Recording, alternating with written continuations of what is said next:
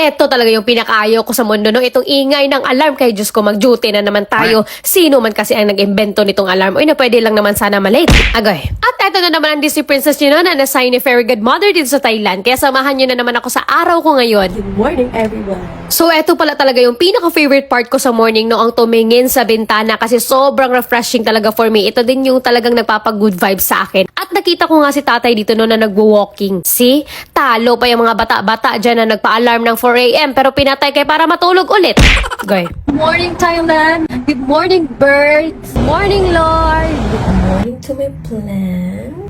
So, ito pala talaga yung usually kong ginagawa sa morning, guys, no? At medyo maaga din akong gumising ngayon kasi may gate duty ako mamaya. Pero pag wala, 5:30 a.m. na akong gumigising. At alam naman talaga natin na mabaho yung bunganga natin na pagising ay magmugmug tayo kaagad. Magto 2 weeks na din pala akong gumagamit itong Milky Bar Soap ng Glory, no? Nagustuhan ko siya dahil hindi ako nagpipil. And at the same time, meron siyang vitamin C and milk protein at ang ganda niya ring isabon sa buong katawan mo. At syempre, after ko maligo, magpa-dry muna tayo ng hair para hindi tayo mapagkamalan na, alam mo na yon. At fast forward, nagkulot na rin pala ako dito ng buhok, guys, kasi may program kami sa school today, celebration ng Mother's Day. At kung gusto mo mag-amoy Disney Princess perfume, dessert is very perfect for you and for us and for the universe. May branch na din pala dito sila sa London, no? Kung may mga taga-London man itong nanonood ngayon. At dito nga, no, nagmamadali na ako kay Hapit na madyod malate ani. Pero humapit muna talaga ako dito ng ibe-breakfast ko, no? Kasi baka maging fried chicken na yung paningin ko sa mga bata ko mamaya sa gate duty dahil sa gutom. Nag-van na lang din pala ako dito, guys. At 10 baht lang yung pamasahe ko dito. And finally, andito na ako sa school at may 15 minutes na lang ako dito, guys, para kumain. Kasalanan ko rin naman kasi kanina doon sa kondo, mas marami pa yung tulala ko kaysa sa galaw ko. After ko din pala dito, guys, ay dadaratso na ako mamaya sa baba para sa aming gate duty. At ito na nga, wala nga nagpalibak. So ito pala yung aming gate duty na mag-good morning ka sa mga batang dadaan. So it's very hayahay palang Disney Princess ngayong araw, no? Kasi may 2 klase lang ako ngayon, pero nakuha yung first period ko kasi meron kaming program ngayong araw, celebration ng Mother's Day at advance celebration na lang din ng birthday ng Queen dito sa Thailand. At kung naalala niyo yung video ko na to, Look, we're monkey.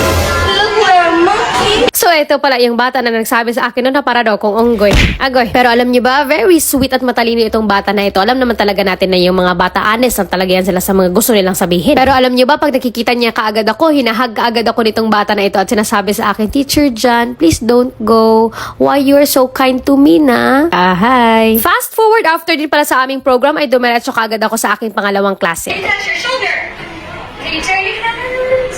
Can you say hello? Okay, very good. Thank you. Kapuna ka.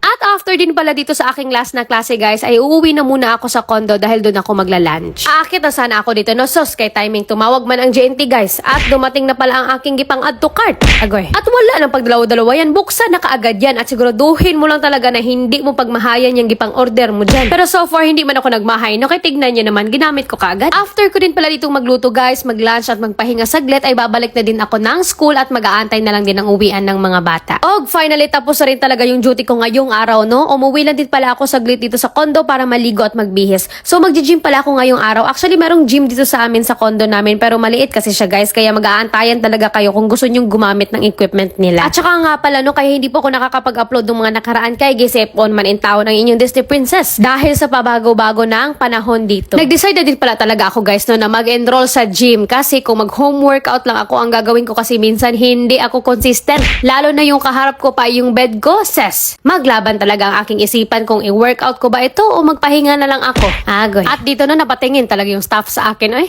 No! No!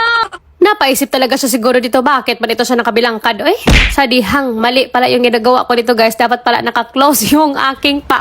Guys, sinubukan ko lang naman bumikaka, guys, kasi baka hindi na ako marunong. So after workout din pala, no, kaya iniinom ko na itong aking Shepu Apu juice. Ito yung partner ko sa aking workout and diet. Iniinom ko to siya 30 minutes before meal. And good thing itong iniinom ko ay nakaka-glow din. At pauwi na rin pala ako dito, guys, no, at gusto ko lang din po palang sabihin na sa lahat din po pala na nai-inspire po sa bawat vlogs ko, maraming salamat po. Sobrang nakakataba po talaga ng puso. Hindi ko po alam na sa bawat upload ko, meron na po pala ako na motivate na mag-aral. Thank you so much po sa inyong support. Sobrang na-appreciate ko po yan. And just remember, always wait for your time. But wait with actions. Kapunak ha!